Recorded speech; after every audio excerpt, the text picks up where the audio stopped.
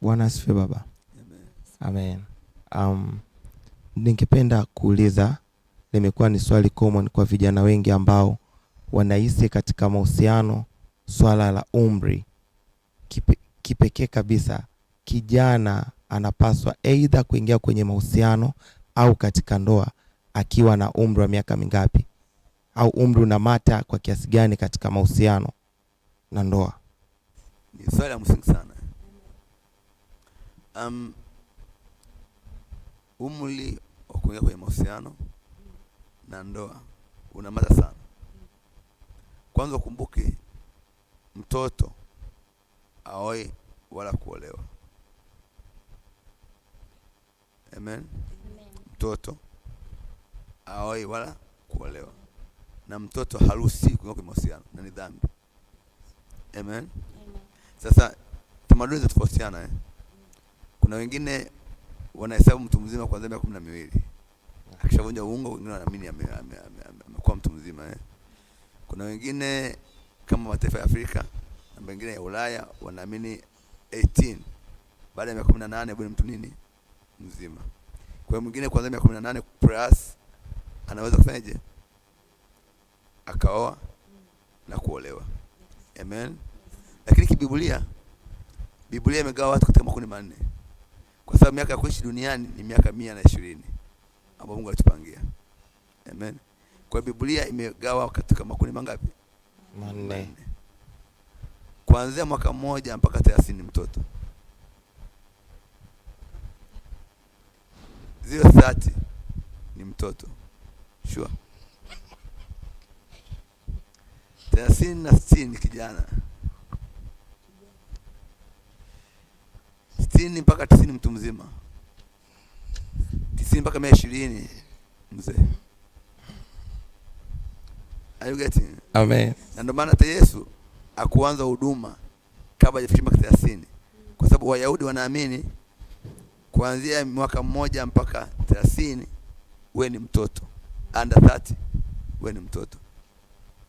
Sasa ukifika kwenye level ya kuwa mwana, amen, ni kuanzia 30 mpaka 60. Kwa hiyo Wayahudi wana mtoto na mwana.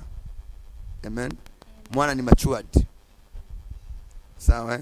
Ila sasa kwa sababu tamaduni za ulimwengu na mabadiliko ya tabia ya nchi na mabadiliko ya teknolojia, amen, na growth imebadilika. Zamani wengi tulianza shule tukiwa na miaka 10, darasa la kwanza. Leo tunaanza shule darasa miaka 5, miaka 6. Amen. Umeelewa? Zamani kuna mwanzo shule umeshabale. Umeanza darasa 7, so form 4. Darasa 7 una ndevu. Are you getting? Amen. Amen. Amen. Are you getting? Amen. Kwa mambo yamebadilika. Kwa zamani kuna mwanzo darasa 7 unaoa. Kwa darasa 7 unaanza kuwa na miaka 11, miaka 10. Leo watu wanaanza miaka 7, miaka 5, 6. Na miaka 12 wameshamaliza darasa 7. Amen. Kwa hiyo umri sahihi ni upi? Ni umri wa maturity. Wow. So maturity age is very important. Wow. Hata unashangaa kijana na miaka 22, binti na miaka 18 wanataka kuoana. They are not yet matured. Wow. Kwa umri wa kuoa ni maturity age. Umri wa ukomavu. Upasi kwanza kuingia kwenye mahusiano bila kuwa matured.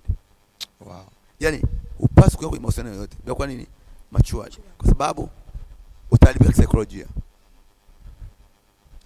Na hata vijana sasa hivi au vitu sasa hivi, unaingia kwenye mahusiano huyu anakuacha. Then unakuwa na bad experiences. Kwa sababu umeingia, you are not matured. You don't know how you right and wrong. Amen. Amen. Kwa umri sahihi wa kuingia kwenye mahusiano ni umri wa mtu ambaye amekuwa matured. Amen. Amen. Yaani wewe akili yako binti imekomaa, akili ya kijana feje? Imekomaa. Ambao mnaweza kukaa pamoja mkatengeneza hoja, mkajadiliana, mkaleta solution, mkaleta majibu. Sasa matokeo yake unakuta kijana ni mtoto na binti nini? Mtoto. Amen. Amen. So kuna level ya kumachua. Amen. Unaweza kutatua matatizo. Unaweza kutatua changamoto. Unaweza ukashaurika. Amen. Unatoka kwenye level kuwa na miemko. Unakuwa mtu ambaye binti umetulia, kijana umetulia, uko na wisdom, uko na maarifa, uko na hekima. Uamui mambo kwa upumbavu. Unajua kwamba hii ni sahihi, hiyo sio nini? Sahihi. You know to decide right. Unajua kufanya kufanya maamuzi sahihi. Sawa. Sio kwamba kwa sababu umebaleo, umekuwa na manyonyo, umekuwa na vilabu viwili kwamba akanibi marriage. No. Sawa. Marriage inakuwa na maturity. If you're not matured, don't enter in a relationship. Amen. Sawa. If you're not matured, unaweza matured kwamba mtu amebaleo, tumanisha ubale. Unaweza kuwa na mwili mkubwa ukabaleo kumbe ni mpumbavu.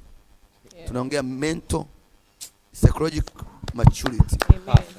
Sawa. Umekuwa na mental and physically, psychologically maturity, so physical maturity. Yes. Unaweza kuwa mnene, unakuwa na kichwa kikubwa, una macho makubwa, mrefu, na maziwa mengi, but you're not matured. Yes. Are you getting? Yes. So maturity ni psychology, understanding na maisha, you know, right hand. Lakini pia unakuta mtoto secondary form 2 una mahusiano, form 3 una mahusiano.